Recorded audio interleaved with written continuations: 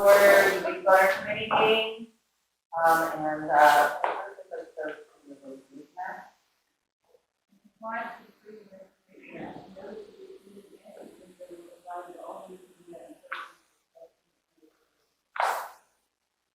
and roll call for the meeting adjourned. Mr. Grant? Here. Mr. Wilson? Here. Mr. Lucas? Here. Here. All right, and then we want to do project status update on the SSDS phase 4 rehab. All right, so I included the email in your packet on phase 4, and within there that kind of gives you an understanding of what's going on.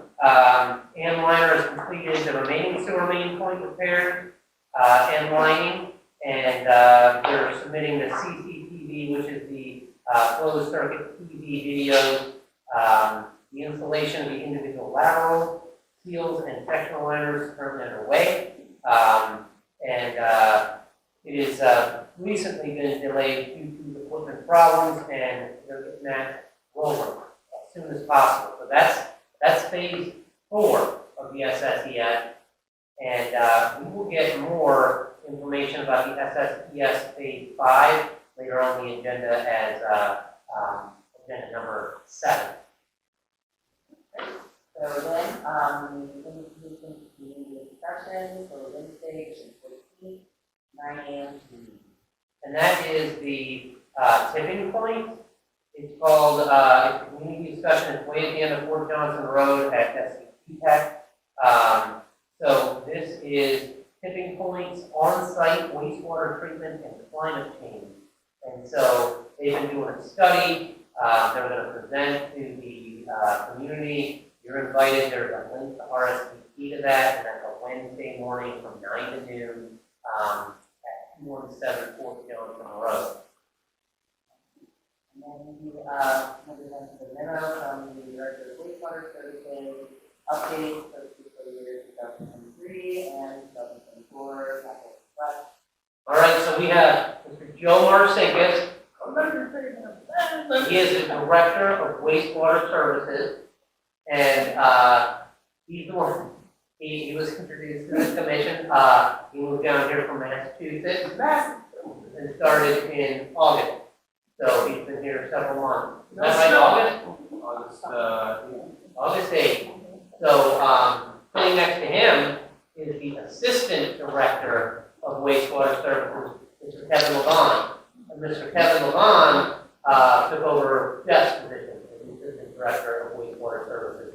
And he was previously the crew chief for Wastewater Services. And so we had natural progression into from crew chief into assistant director of wastewater services. And we are in the process of then backfilling his crew chief position with internal growth. Well, Mr. Levon has been here over 3 years. He had previous similar roles as crew chief in Columbia and Berkeley County. Am I missing anything there, Kevin? And Charleston. Oh, I thought he was Bob, not so. No. And so Mr. Kevin Levon has been working with Joe and David Hoffman to kind of give the commission an understanding of how we are moving forward with the wastewater project as well as the capital request. And what you'll see after Joe's memo is a spreadsheet, okay? And that spreadsheet in there, we've basically put together capital requests for fiscal year 24 and beyond.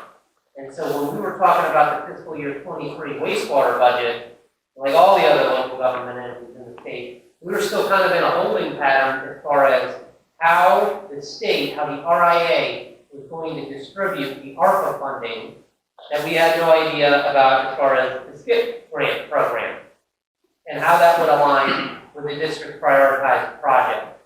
So David, Joe, myself went through the to update the capital request for fiscal year 24.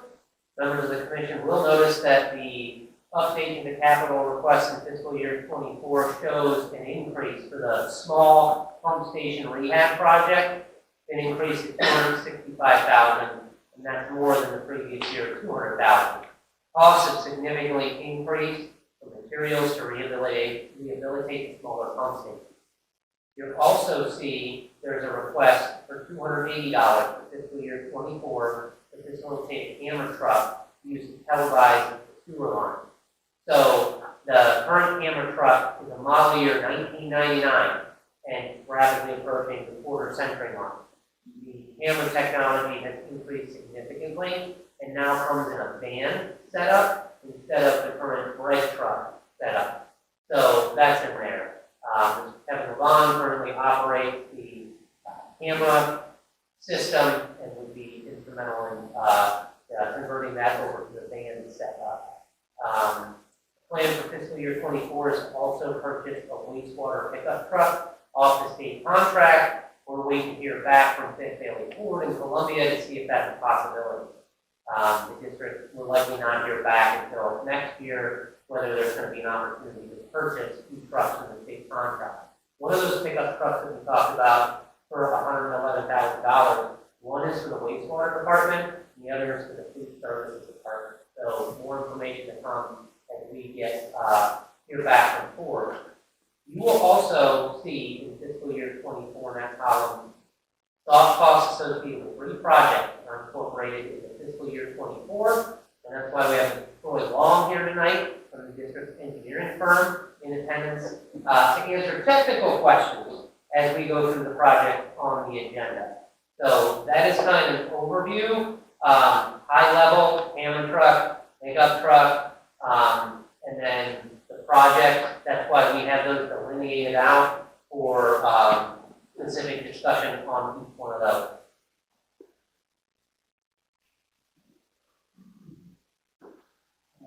Again, the progress update on the $1 million earmark from the state budget to DHEC. The community impact SDI grant that was submitted September of this year. All right, so Kyle, Michelle, and I have been bugging DHEC since June for how to get our $1 million, right? Because first, you know, he signed into law, how do you get $1 million? We've never gotten $1 million before. So how does this work? So very happy to report that we made significant progress, and DHEC has everything they need to disperse the funds. So what you see in there in the packet is a contract that is basically a draft contract that has been submitted. I've signed and submitted. It makes sure that we are reporting, so we do reporting requirements for June 30th, 2023. You'll see in section E, it's page 3, and then you see all of the record keeping and requirements in there. That was signed, as well as a spreadsheet looking as far as how we are going to use the funds. So this has all been submitted to DHEC. It's signed, sealed, delivered, and I've been working with the Director of Office and Budget. He's listed on the contract as Mr. Bruce Busby, and he's the Director of Budgets and Financial Planning, and he needs to get this signature of Francine Miller, the DHEC contract manager, and they'll be sending us a check for $1 million. So, right? This is the money that goes through the gut board stuff for. Right. So it passes through DHEC, Okay. and so to get it dispersed from DHEC, we had to fill out their form. Okay. And that's what we do. How do we do this? Give us the form. I'll fill them out. And so that is what I wanted to show the commission as far as what we're trying to do with that. So what that means is that we are off to the races as far as getting this money spent by 2026. All of the entities that will be awarded SCIP grant funding, we have to spend the money by 2026. And so this is the sewer expansion for Julian Clark, up the hill, and Oak Point Road. And with that 2026 deadline does not move. All we can control is getting everything with design engineering and planning and You also have surveying work extensively in all those neighborhoods. We're the last utility to go in, which means we have to work around all the other water and fiber and gas and electricity. So they have to do a tremendous amount of work on the front end to identify that we're not hitting those other utilities, as well as Tim and Chip with legal have extensive work to be able to do. I don't believe the commissioners, many of the commissioners have been part of a sewer expansion project, but there's 199 properties where we want to put sewer infrastructure on property. And so to be able to do that, there's also extensive legal work that needs to be done on the front end and coordinated with the engineering firm. And I just wanted Tim to kind of give you an understanding of where we're at and what we've done so far. Can I ask you one quick question about funding? But isn't it, don't we need to come up with 8 million plus 5 million? Or what are the two large amounts we usually come up with? Because isn't the major fourth main, to Plum Island? So on your skip grant, right after that, right after your spreadsheet looking form is the first page of the skip grant. It's 10 million? 10,305,000. So out of that, the local match is 1,545,000. Members of the commission will understand that $1 million represents the majority of the 15% local match. We had 444,000 obligated by the town and 86,000 obligated by CWS.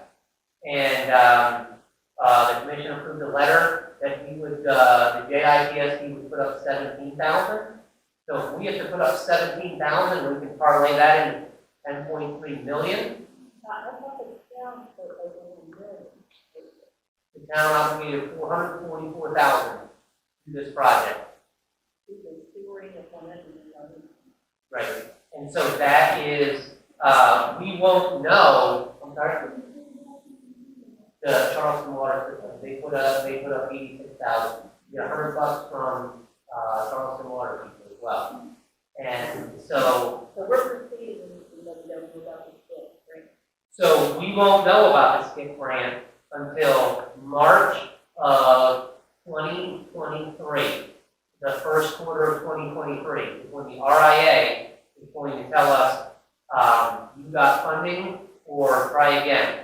So what happened is there are several different rounds that we're going after, and that's why it's very helpful to have Kyle Michelle and Bruce on the ground in Columbia. That is what Bruce Busby from DHEC is sending me, is $1 million. Very shortly.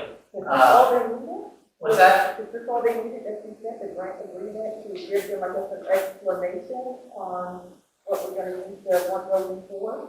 Right, and so that when we were considered for an earmark, we had to provide the governor's office 14-page documentation of earmark justification.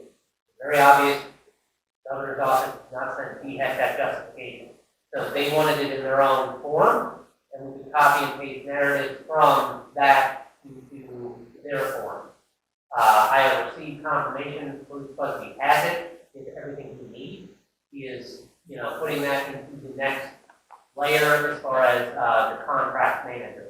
And that is the last step to disperse those funds. So this is it, they just need a narrative, given a description, the budget, and an explanation, they didn't need any supporting document. They also got that spreadsheet. The spreadsheet, too. Okay.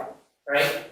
And so that is why we are working with the engineering firm and legal to understand this is a multi-year process to be able to obtain the permit as well as the easement associated with laying the infrastructure.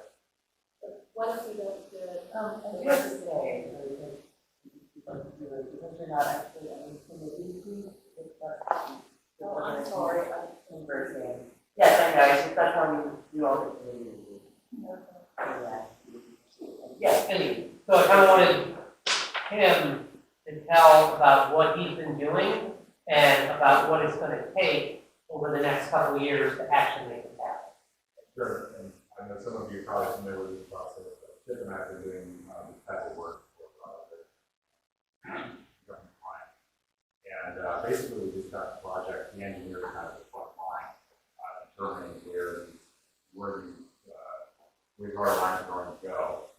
But as part of the process, in order to obtain the easement, where the best location is, and then identifying who the owners of these properties are. Oftentimes, they're already in land. Can be covered by an easement or something like that. But then you require by state law to do an appraisal on how much that is. How often if it's already a number easement, maybe that's not going to be much. It's an easement right down in the middle of someone's property. But there's just, Dave wanted me to discuss the fact that there's a process to all this, especially when you talk about coming back in that property. And what that typically involves is either working with the engineer, getting property record, title purchase on the property, and then ultimately having easements of rate valuations with the goal of having owners agree to easements, so there's no conflict, and obviously, in everyone's best interest to have signature to the person. That's the goal of the project. What is the easement, as you go through each property and identify it, the homeowners, identify it, it will be paid for, That's required by state law. That's right. So yeah, and that's the part of what you have to do appraise. You have to appraise what. It can be very different depending on the project, the property, where it's located, all that good stuff. But once you identify the property, that property owner gets some kind of.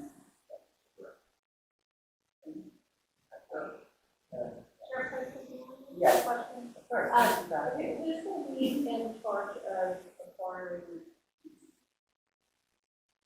our knowledge?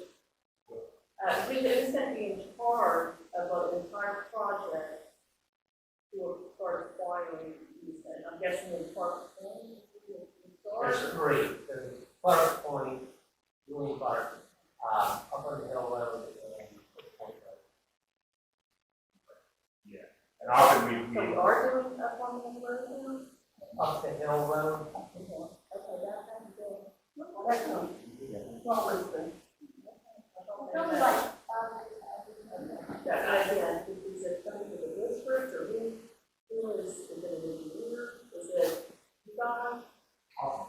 And you can talk verbally how it's been done, but oftentimes there's a third party that you can reach out that does the type of work, negotiate with homeowners, and kind of after the work on the back end has already been done, in terms of communicating with homeowners. Y'all expect it to be easy? It's never, Some will be, some won't be. Right, but I mean, is there a map of where the lines are going to go that we have? Has anybody created? There is a map that shows the general location of all this is gonna go. Most of that's gonna be in the right of way that's owned by SCDOT or whoever owns the road. The easements that we'll have to get for each property will be, we'll have to work with each individual homeowner because we have to have an easement to be able to go in and repair and service the E1 pumps that were put in there. That's what takes a lot of time. The major work part will be mostly out in the road or in an established easement.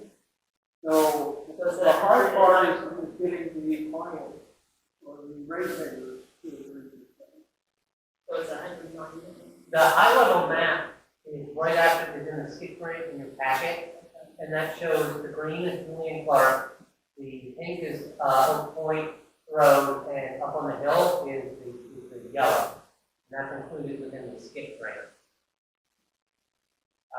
What I wanted to be able to show you that page before the map is where we're getting that 10,305,000.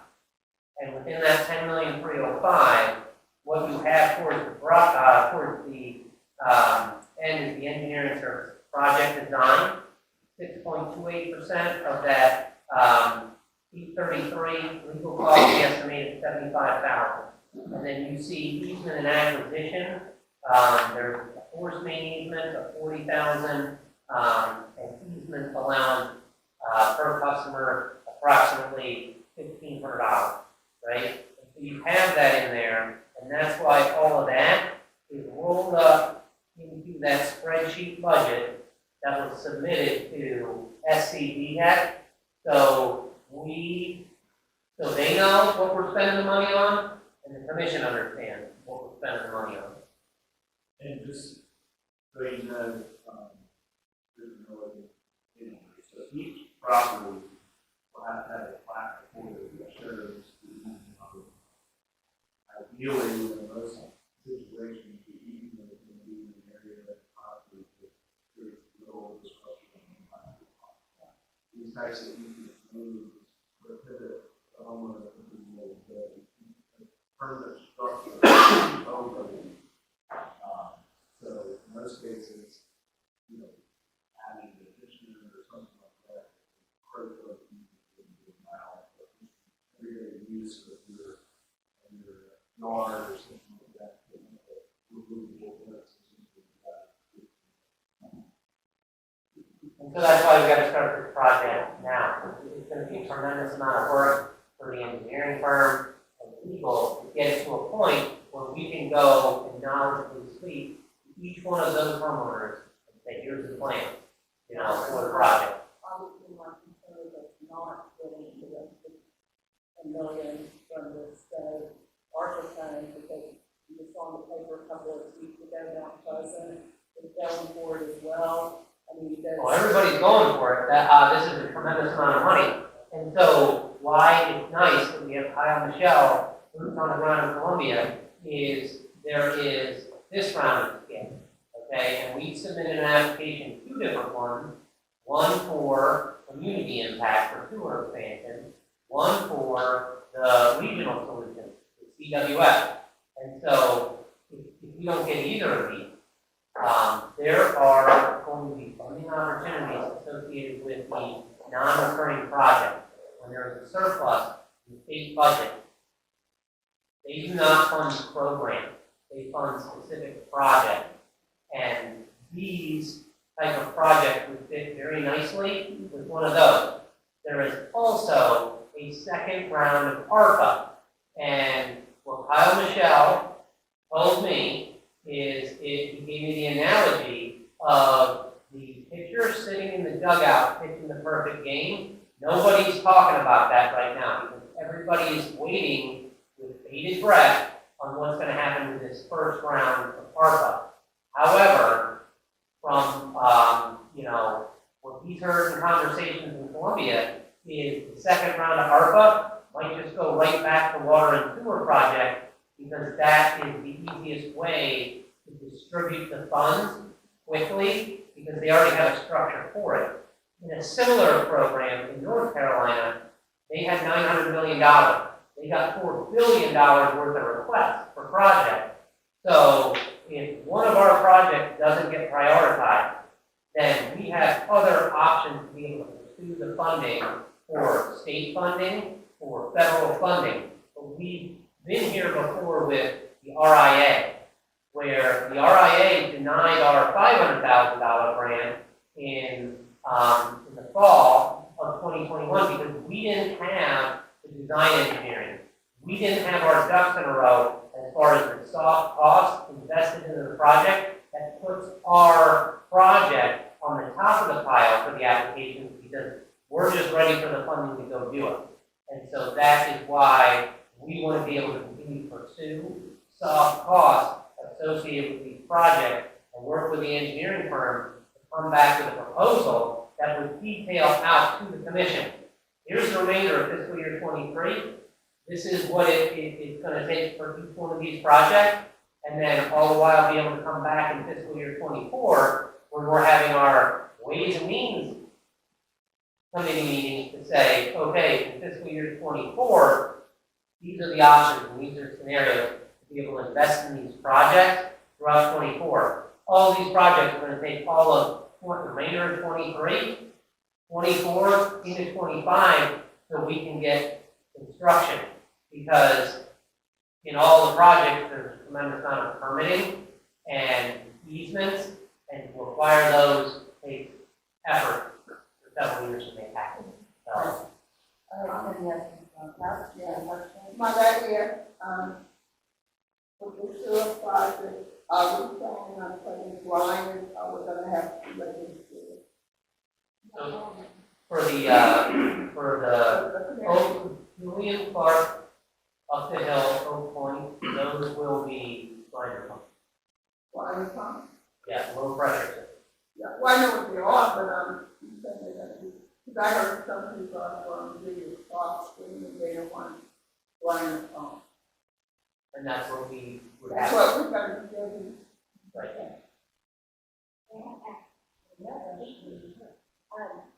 So, you all think that it's a bit of a known, taking like Well, that's what, I mean, the process is, you have a liaison and you talk with them beforehand, and if you reach an agreement on what the compensation can do based off the appraisal, basically just have the ability to file the easement.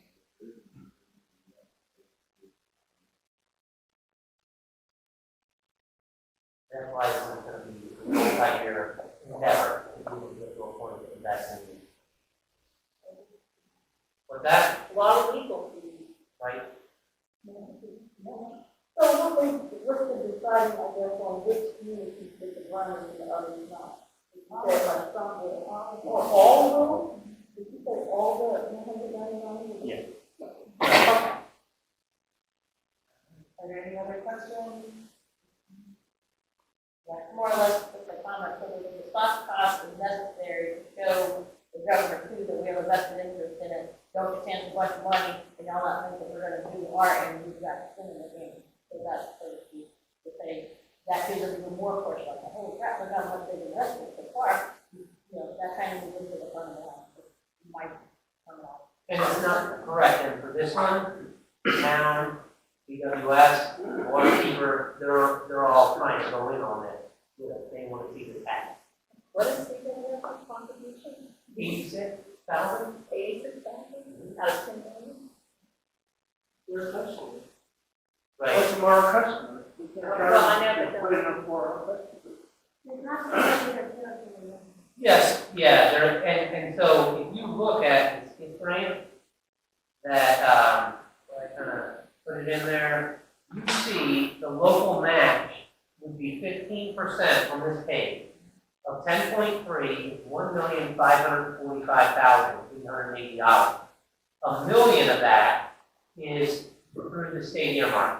That means $545,000 is remaining, and the town is putting up the $444,000 based on the number of property owners that are in the town.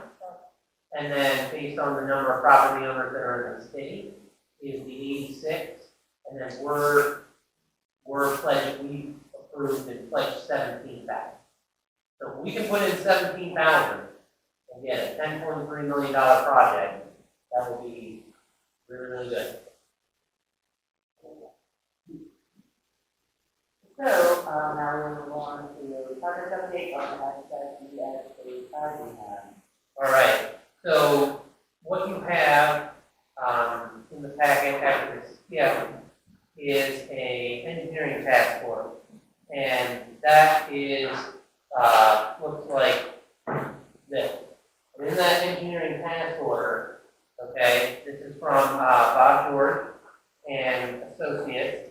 And in there, what we're doing is part of every year we borrow approximately $1 million. And that is to line pipes and manholes. And that is our, this would be phase 5. We're completing phase 4. To get to a point where we can apply for SRF funds, we have to move forward with the design engineering and go towards the bidding to get to a point where we can show the SRF that we're in a position to be able to construct phase 5.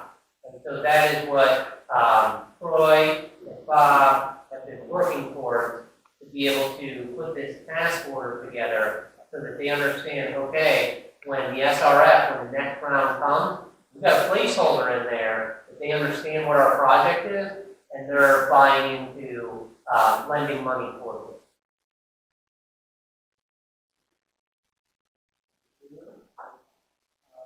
And progress update on the harbor review, redundant food main, regional commission, IIT, grant submitted September this year. Right. And so that one shows the skip grant, and the detail of the cost come out to the $8,803,000. And so what you have in there is basically the skip grant, and what we're trying to be able to do is go back to the engineering firm and say, all right, we're trying to detail to the commission what those soft costs would be for the remainder of fiscal year 23, as well as develop that proposal to come back and present, okay, if these are the funds for 23, then during 24, when we have our Ways and Means Committee meeting, they can come back and detail, these are the services associated with engineering and the soft costs to be able to get us to a point where we can work towards permitting. So this redundant force main from Harbor View to Plum Island is about the most extensive permitting process. You're dealing with not only the Army Corps of Engineers, you're dealing with SCDHEC, and what is the commission that only meets twice a year? State Budget Control Board. The State Budget Control Board meets twice a year. And so to be able to put something in front of the State Budget Control Board, you have to have all of those easements acquired, and you have to have everything blessed by the state to obtain that. And so, again, this is going to be years, a multi-year project to be able to obtain those easements and do the engineering associated with the funding. Now, again, this SKIP grant was the regional solution. And so we've already asked RIA through the SKIP program to fund it. And CWS obviously has a vested interest in being able to have this redundant force main, because our force main was constructed in 1996, and theirs is 20 years older than that.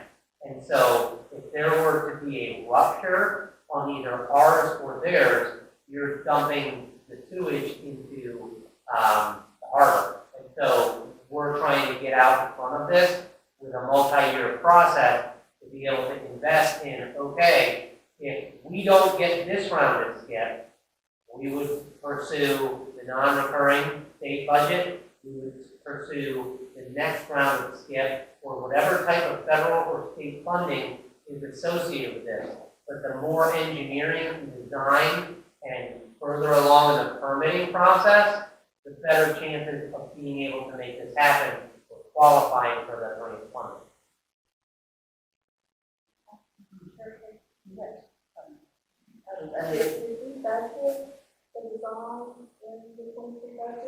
No, that's what we want to come back and work with the engineers to say, okay, this is what this is going to take for the remainder of 23, and this is what's incorporated in 24. And come to the commission with a proposal at a later date.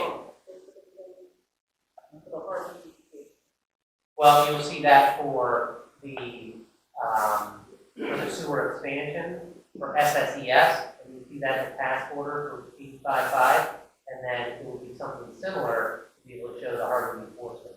And to go back to the engineer and say, this is what we're gonna do, you know, these are the projected costs, to bring to the commission a proposal to be able to start. I just got one more funny question. If we have to spend ARPA funds by 2026, what about does the force main have to be done before the 199 comes to sewer, or before it starts coming to sewer? Because, Mr. George indicated that those force main was necessary for the sewer. No, there's two different projects. It's two separate projects. Okay, so we don't have to have a force main finished before we sewer flush them. The fact that we have to collaborate with all these other, agencies, gives us a very good, what makes us very strong, because I think most schools would like to see collaboration, and I think the fact that we have all these other people that come along with us, makes us, look at go really good. Great. Also, then the progress update on the CWS, we are draft services to do wastewater collection. No, we gotta do the artillery point. Oh, Sorry. I So I got a new, letter today from Mr. Mark Klein with CWS. And so, it's dated, 9th of November, but I just got it today. And so what this, shows is Mr. Klein wants to be able to, sewer artillery point with CWS. And, they need our force main to be able to do that. So you see the 40 homes that are kind of like highlighted in the purple and the orange in that map. And he's talking about having a public engagement session with the homeowners association of Artillery Point. And he says the end of January, it would be potentially Monday, the 30th of January. And when he has that tentative date, I will let everybody know. But obviously, we want representation from JIPSC so that CWS and those homeowners understand we're collaborating with CWS to help sewer Artillery Point, and there's 40 homes within there. What's that? Battery Island Drive, Oh, okay. south end of the island. May I ask which of these properties are the city and which are unincorporated Jackson County? They're all in this, because they're all in the city.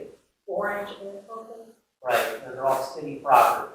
So what's the distinction between purple and orange? Okay, I'm sorry. What's the distinction between purple and orange?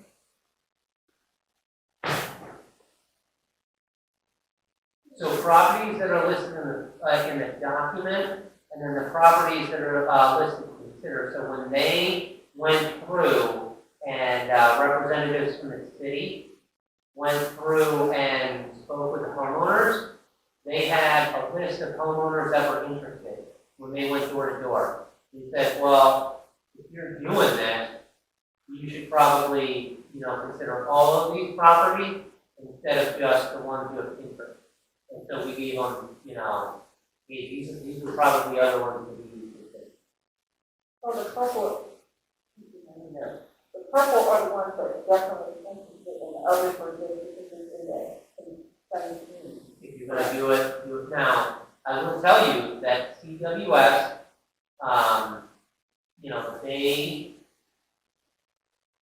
they're going to have to,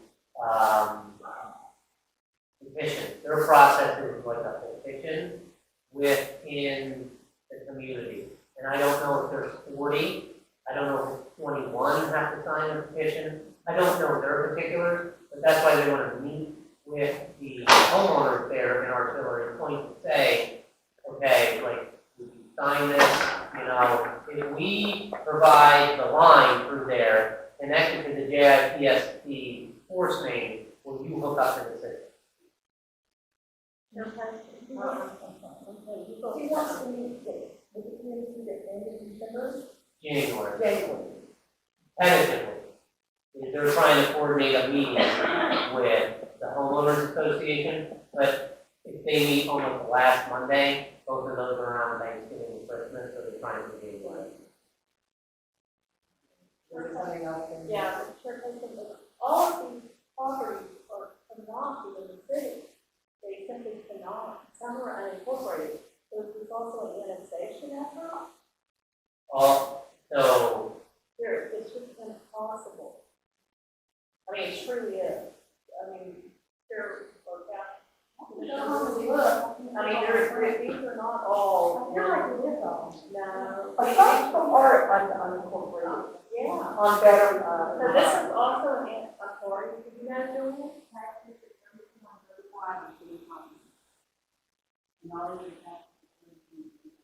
They've all been annexed already. most of it's been in like the late 90s. And so that's kind of the point is way back in 1998, the effort from the city was annex into the city and we'll get you sewer. And now here we are, a quarter century later, they don't have sewer, but they have failing septic. That's right. Thank you. Well, and, yes, and I know, I thought that we will be, she's gonna look at the map, but now to clarify that, she's walking up the door. Okay, I just, if it's also, you know, annexation effort too, we're losing customers. Y'all know that, right? We get paid for every bit of sewer that goes through our line. I know that, I realize that, but if when we lose a customer, that could be a sewer customer hours. They Still get can't, paid to transport their sewer. so they can't become a JIPS customer. They can become a CWS customer, and we could get transportation fees for providing that for them. They're already paid customers, so we're not losing.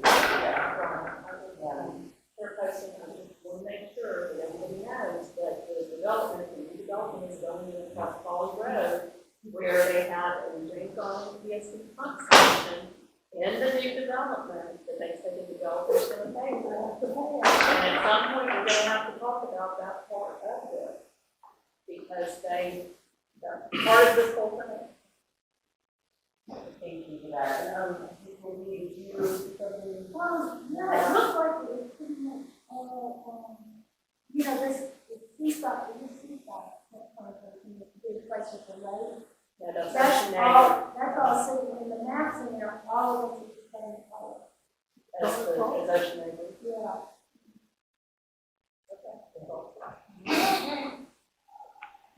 So then, on the graphic changes for the wastewater collection system, we can read them. All right, so what we try to do is provide you a marked up and a clean version. And the marked up version, as you know, previous discussion, it really starts on section 4.4. And on section 4.4, that is the billing. And so the district 4.4 billing has gone through, implemented several changes. And several of the things are based on the implementation of security deposit and what we have learned as far as now we've had more than 9 months of taking security deposit and the ability to, okay, these are the clarifications we want to provide to the homeowners and all of the customers associated with the how the process will work. What we also want to be able to do on there is kind of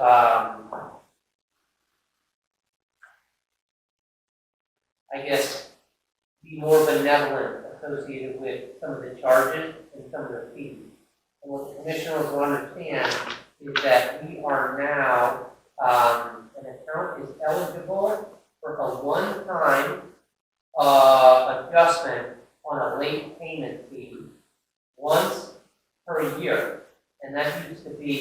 basically once every 5 years for the eligible, the life of the account. And so what we're updating in there is also the ability to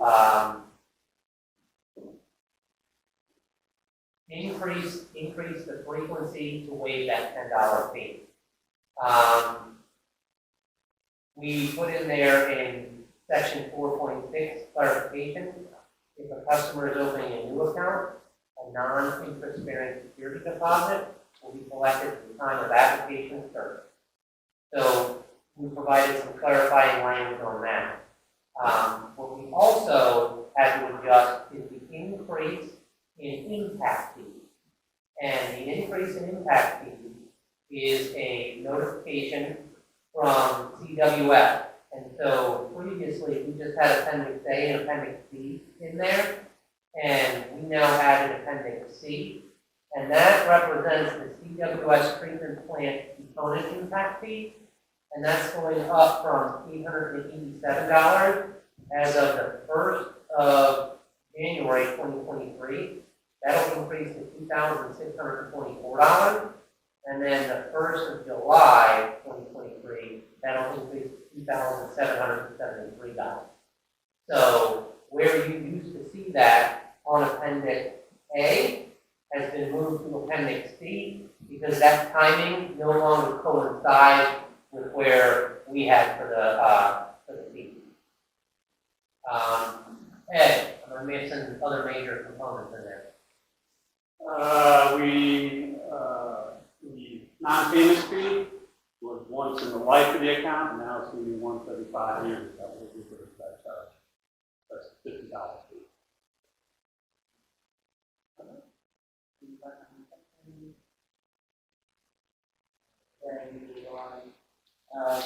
Starting recommendations, where we do the other committees. I have a question, I'm sorry, Chair Casey.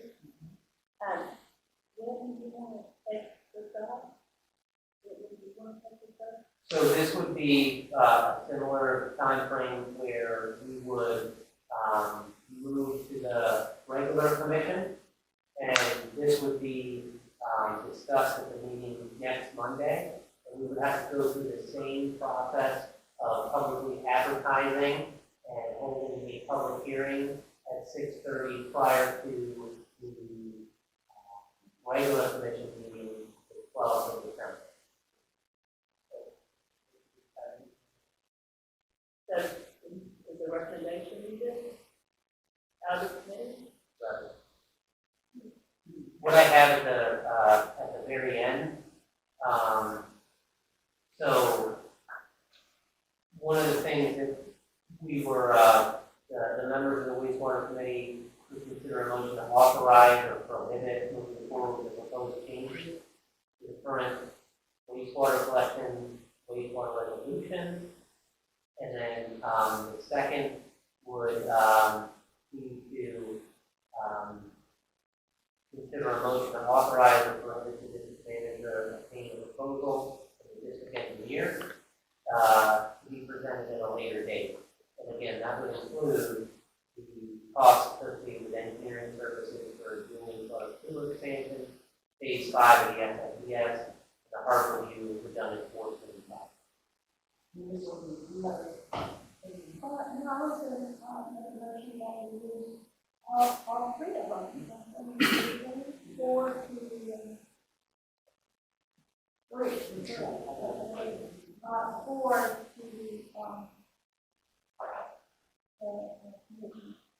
On Monday, we can do it.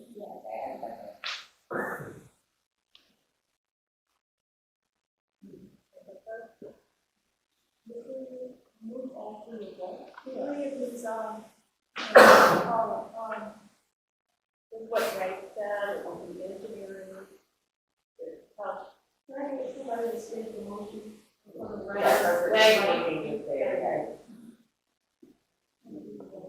two engineering and the wastewater, the full commission. Yeah, I just took the letter and highlighted it in the last page. Okay, you copy the motion there? Oh, I can't. I No, can't help with the motion. yeah. Oh, you mean the break? With the motion, okay. So Kathy, yeah, Kathy wasn't, so I was saying, I make a motion to, with the three recommendations, Julian Clark Stewart Company, the phase 5, ascending to sewer evaluation, and the Harvard Community Journal Woodland Project, to the, full committee. the full commission on Monday, the 21st. Thank you, like that.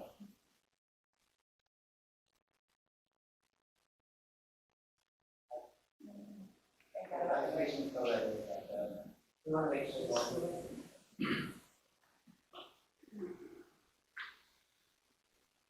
Alright, are we ready to call them? I don't think you got it all written down. Commissioner Grant? Yes. Commissioner Poston? Yes. Commissioner Wood? Yes. Motion carries. And then, if there is no further questions or discussion, Well, the other would be to, be able to explain the draft changes of the wastewater collection system rate resolution to the full commission. well then, so, I make the motion, so we will change that to the floor. No, it's separate, yeah. And so, I want to make sure I read this right, this number, oh, so I make a motion to, under the draft of changes, to the collection system, rate resolution, to discuss at our meeting on November 23rd. Okay.